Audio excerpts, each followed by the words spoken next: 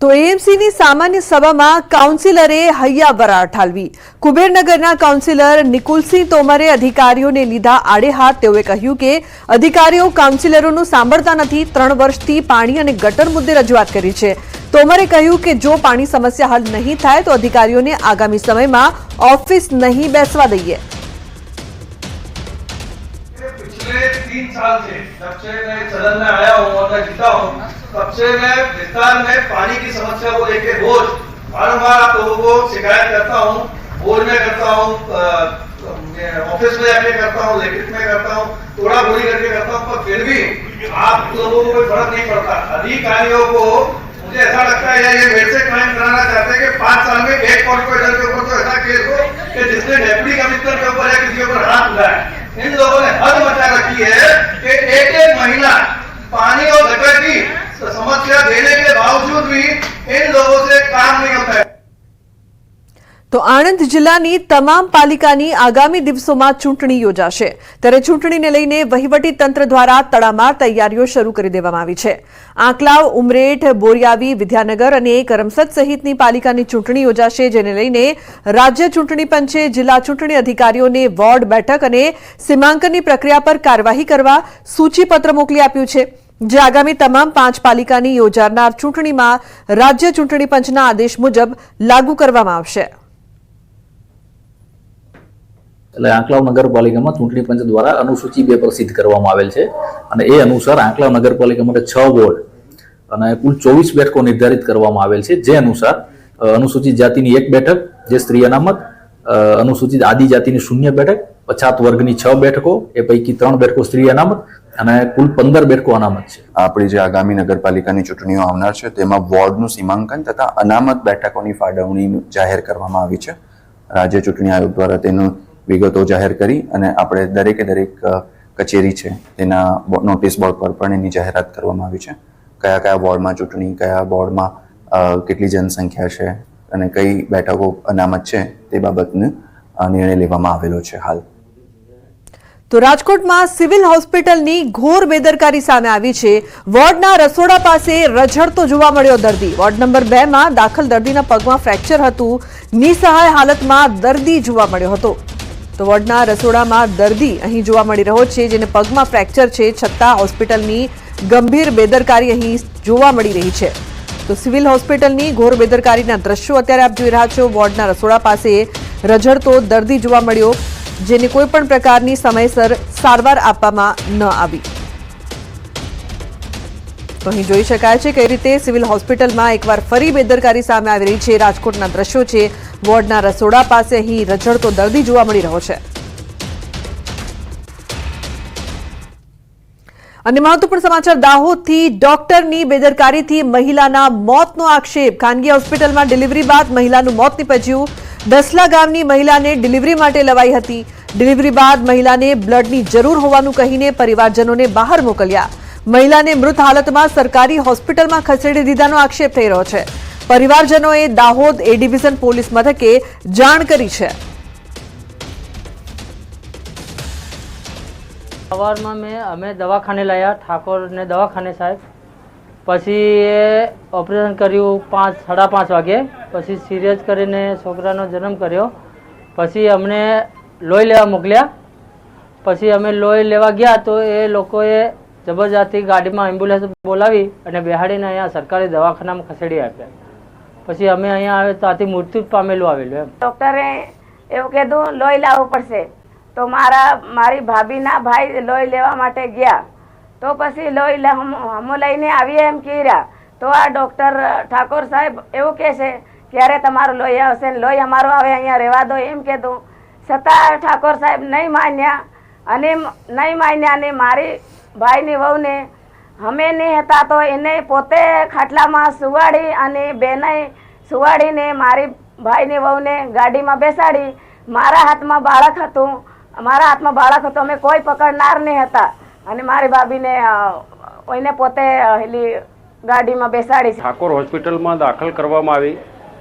એના પછી ડિલિવરી કરવામાં આવી, ઉપર લેવામાં આવ્યું, એ બધું જ કરી લીધું. પણ છોકરીને બ્લડ ઓછું છે એમ કરીને એના ઘરના સભ્યોને બહાર બ્લડ લેવા માટે મોકલી દીધા અને એના પછી આ ડૉક્ટરે એમને લાપરવાહીના કારણે આપણે એ ડૉક્ટરે અહીંયા ઝાયડસ હોસ્પિટલે ખસેડવામાં આવી છે આ છોકરીને. એમના ભૂલના કારણે અમારી છોકરીનું મૃત્યુ થયું છે. તો ખ્યાતિ હોસ્પિટલ કાંડ મુદ્દે રાજ્યસભાના સાંસદ શક્તિસિંહ ગોહિલે પ્રતિક્રિયા આપી છે. શક્તિસિંહ ગોહિલે જણાવ્યું કે 2022માં ખ્યાતિ હોસ્પિટલમાં મૃત્યુ થયું ત્યારે પરવાનગી રદ કરી હોત તો આ બનાવ ના બન્યો હોત. તેઓએ આ મુદ્દો સંસદમાં ઉઠાવવાની પણ માંગ કરી છે. 2022માં આ જ ખ્યાતિ હોસ્પિટલે આવી જ મોડેસ્ટ ઓપરેટિવ મારફત કેમ્પ કરીને લાવીને દર્દીઓને તોડ કરતા હતા. એમાં એક દર્દીનું મૃત્યુ થયું. એ જ દિવસે એને પ્રધાનમંત્રી જન આરોગ્ય યોજનામાંથી વંચિત કરવા જોઈએ. પછી પાછા કેમ આવી શકે? એ કર્યું હોત તો આ 2024માં લોકોના મૃત્યુ ન થયા હોત.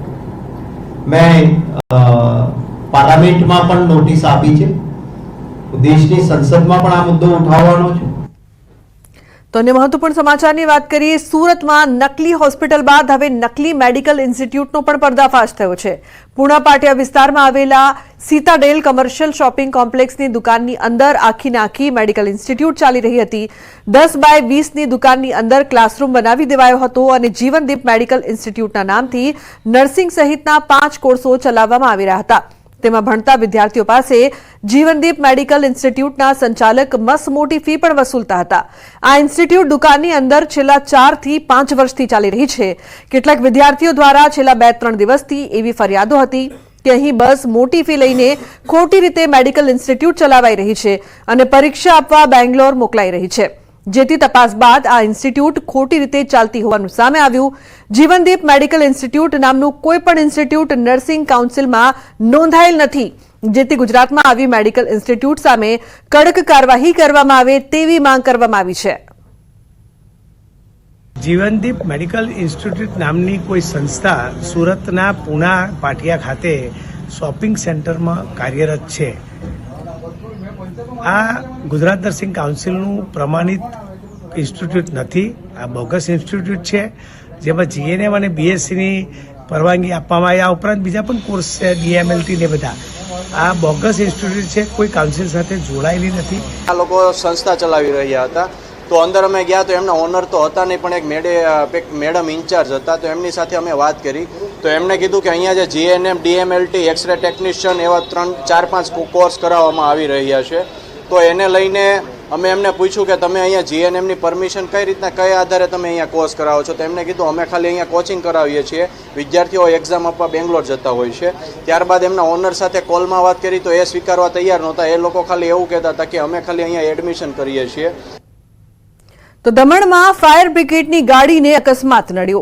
દમણથી દલવાણા જતા રસ્તા પર કામ ચાલતું હોવાના કારણે બંને સાઈડના વાહનોને એક જ તરફ ચલાવવામાં આવી રહ્યા છે.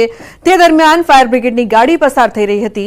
આ વખતે જ એક ડમ્પર આવી જતા ડ્રાઈવરે સ્ટીયરિંગ પરથી કાબુ ગુમાવ્યો હતો અને ગાડી સીધી જ રોડની સાઈડમાં બનેલી ગટર લાઈન તોડી અને અંદર ખાબકી હતી. ઘટના બાદ આસપાસના વિસ્તારમાં દોડધામ મચી હતી. ઘટનામાં ગાડીના ચાલકનો ચમત્કારિક બચાવ થયો હતો. તો સાબરકાંઠાના ગાંભોઈ પોલીસ સ્ટેશનની હદમાં 2 અકસ્માતની ઘટના બની છે. ગાંભોઈથી રણાસણ હાઈવે પર બાઇક ચાલકે રાહદારીને ટક્કર મારી. ગાંભોઈના રામપુરા નજીક બાઇકની ટક્કરથી રાહદારી ચૌહાણ દિલીપસિંહ ધૂળસિંહ નામના યુવાનનું ઘટના સ્થળે મોત નીપજ્યું. અન્ય બાઇક ચાલકને ઇજાઓ થતા સિવિલ હોસ્પિટલ ખસેડાયો છે. બીજી અકસ્માતની ઘટનામાં ઇકો ચાલકે વાવડી ગામના રાહદારીને ટક્કર મારતા ઘટના સ્થળે મોત નીપજ્યું.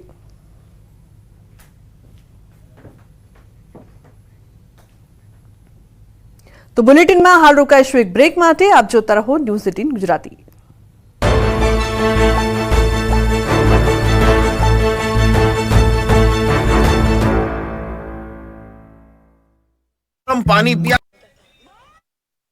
સુરત શહેરમાં મનપા દ્વારા કરાયું મેગા ડિમોલેશન. લીંબાદ ઝોન દ્વારા મારુતિનગર મદીના મસ્જિદ સુધીના દબાણો દૂર કરાયા. દુકાનોની બહારના જણતર પણ હટાવાયા. ચુસ્ત પોલીસ બંદોબસ્તની સાથે કરાઈ કામગીરી.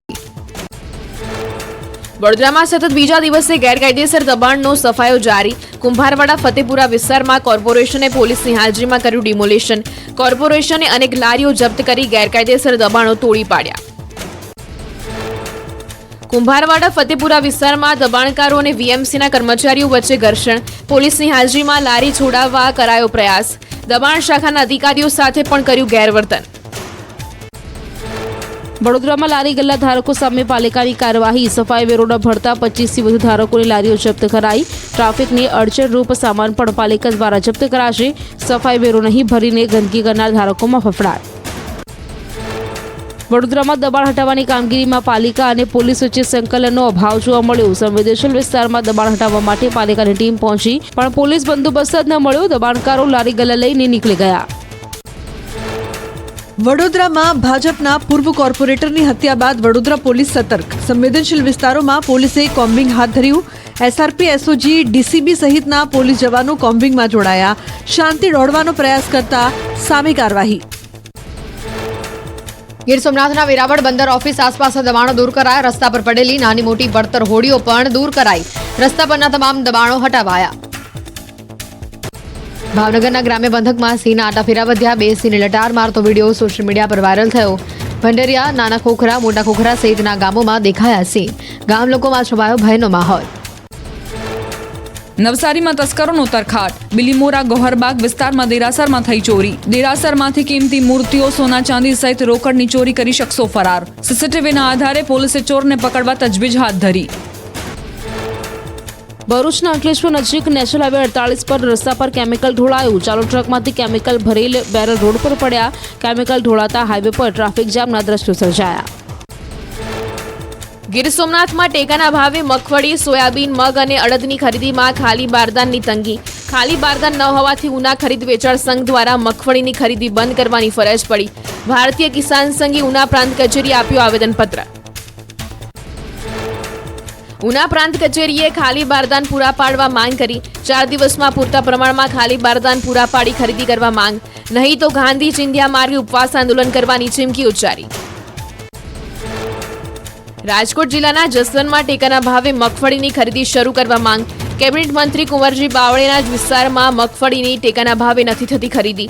જસદણ તાલુકા સેવા સદન ખાતે કોંગ્રેસ આગેવાનોએ ધરણા પ્રદર્શન કર્યું. અમરેલીના બાબરા માર્કેટિંગ યાર્ડમાં મગફળી વેચવા ખેડૂતોનો ધસારો. મગફળીના મણ દીઠ 1350 રૂપિયા ભાવ મળતા ખેડૂતોમાં ખુશીનો માહોલ. મોડી રાતથી ખેડૂતો મગફળીનું વેચાણ કરવા લાંબી કતારોમાં જોડાયા. તમિલનાડુના નાગાપટ્ટનમમાં મેઘાની તોતિંગ બેટિંગ. કડાકા ભડાકા સાથે વરસાદ વરસતા રસ્તા પર પાણી વહેતા થયા. શિયાળાની શરૂઆતમાં ધોધમાર વરસાદની એન્ટ્રી થતા અષાઢી માહોલ જામ્યો. તમિલનાડુના થિરુવરુરમાં પણ મેઘરાજાની એન્ટ્રી. વરસાદ વરસતા રસ્તા પર પાણી વહેતા થયા. વાતાવરણ ખુશનુમા બન્યું. જમ્મુ કાશ્મીરમાં પાનખર ઋતુનું આગમન. કુદરતી જાણે પીળી ચાદર ઓઢી હોય તેવા દ્રશ્યો સર્જાયા. પાનખરમાં કાશ્મીરની સુંદરતા નિખરી ઉઠી.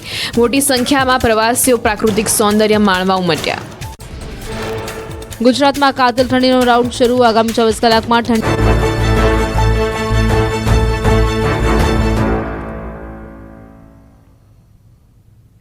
Welcome back. સમાચારમાં આગળ વાત સુરતની. સુરત જિલ્લામાં ખૂંખાર દીપડાનો કહેર જોવા મળી રહ્યો છે. બારડોલીના મઢી ગામે દીપડો દેખાયો. મઢી વાસ્કુઈ રોડ પર દીપડો દેખાયો હતો. રાત્રિ સમય દરમિયાન વોલ ઉપર લટાર મારતા દીપડાનો વિડીયો વાયરલ થયો છે. રસ્તા ઉપરથી પસાર થતા વાહન ચાલકે દીપડાનો વિડીયો કેમેરામાં કેદ કર્યો છે. દીપડો દેખાતા ગ્રામજનોમાં ફફડાટ. સમગ્ર ઘટનાની જાણ વન વિભાગને કરવામાં આવી. તો દીપડાનો વિડીયો હાલ વાયરલ થઈ રહ્યો છે. બારડોલી પંથકમાં ખૂંખાર દીપડાના આંટાફેરા જોવા મળતા લોકોમાં ભયનો માહોલ જોવા મળી રહ્યો છે. પાકિસ્તાનની જેલમાં ભારતીય માછીમારનું મોત નીપજ્યું છે. કોડીનારના 38 વર્ષીય માછીમારનું મોત થયું છે. 23 નવેમ્બરે મૃતકનો મૃતદેહ વતન આવશે. તો ફિશરીઝ વિભાગ દ્વારા તેમના પરિવારને મૃતદેહ સોંપાશે. કોડીનારના નાનાવાડા ગામના હરિભાઈ સોચા નામના માછીમારનું મોત નીપજ્યું. જોકે માછીમારના મોતનું કારણ અકબંધ છે. જૂનાગઢમાં સફાઈ કર્મચારીનું કારસ્તાન સામે આવ્યું છે. કેદીઓને બીડી તમાકુનો જથ્થો પહોંચાડતો હતો. જિલ્લા જેલમાં સફાઈ કર્મચારીનું કારસ્તાન જોવા મળ્યું. કચરાની વાનમાં છુપાવતો હતો તમાકુનો જથ્થો. જિલ્લા જેલના સ્ટાફ દ્વારા ચેકિંગ કરાતા બીડી, તમાકુ તેમજ ચૂનાની પડીકી પણ મળી આવી. કચરાના વાનના ચાલક મહેશ વાઘેલા તેમજ કેદી અશોક વિરુદ્ધ ગુનો દાખલ કરાયો છે.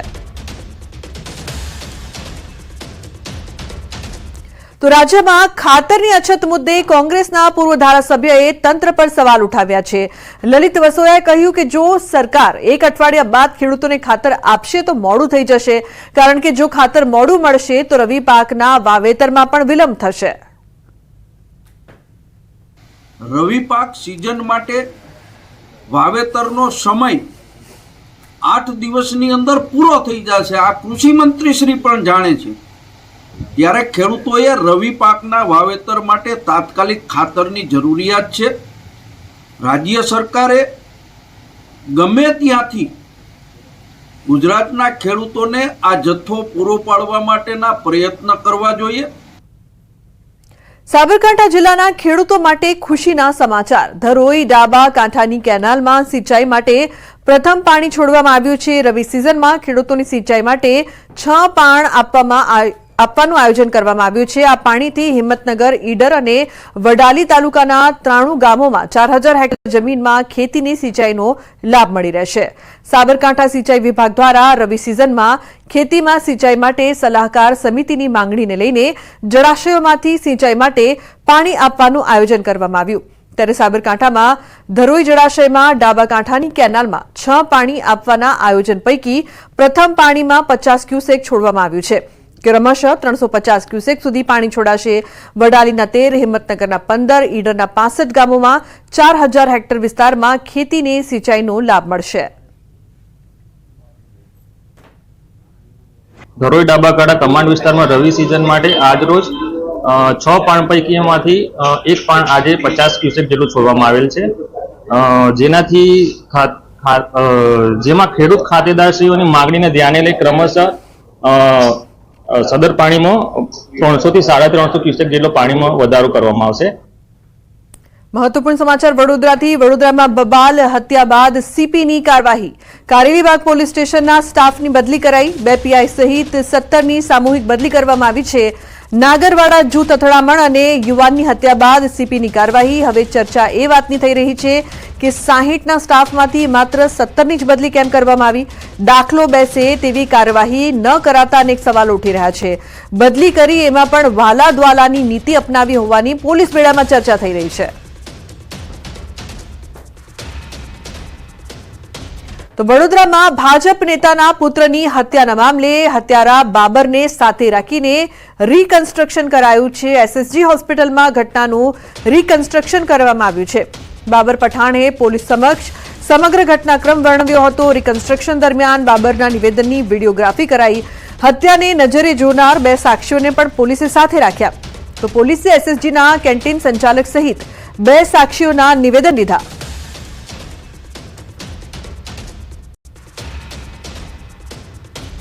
કેન્દ્રની આરોગ્ય વિભાગની ટીમ વડોદરા જિલ્લામાં 3 દિવસ રોકાશે. જિલ્લાના પીએચસી આયુષ્માન યોજનાની વિગતો મેળવશે. કેન્દ્રની ટીમ જુદા જુદા રાજ્યોના 2 જિલ્લાનો સર્વે પણ કરે છે. આ વખતે કચ્છ અને વડોદરા જિલ્લાની પસંદગી કરાઈ છે. તો 9 અધિકારીઓની ટીમ જિલ્લાઓની મુલાકાતે, જેમાં રાજ્યના 3 અધિકારીઓ સામેલ. આજે અથવા કાલે વડોદરા પાલિકાની આરોગ્ય સેવાઓ અને સિવિલ હોસ્પિટલની લેશે મુલાકાત. તો અંબાજીમાં પૂર્વ રાજ્ય ગૃહમંત્રી વિપુલ ચૌધરીના અધ્યક્ષસ્થાને ચૌધરી સમાજનું સ્નેહ મિલન યોજાયું. સ્નેહ મિલન કાર્યક્રમમાં સામાજિક, શૈક્ષણિક અને રાજકીય ઠરાવો પસાર થયા. આપણે કહેવત શું હોય છે, લાડવાની કિંમત હોય, ભૂકાની કિંમત ના હોય. એવી રીતે લાડવો મહત્વનો હોય છે અને ચૌધરી સમાજ વર્ષોથી લાડવો ખાવા ટેવાયેલો સમાજ છે. વ્યક્તિઓ કરતાં વ્યવસ્થાઓ મહત્વની હોય છે. અમે સામાજિક અને શૈક્ષણિક રીતે પછાત વર્ગમાં ચોક્કસ હોઈ શકીએ, પરંતુ રાજકીય રીતે જાગૃત થવાના પ્રયત્નો અમારે બધાએ સંગઠિત રીતે કરવાના છે.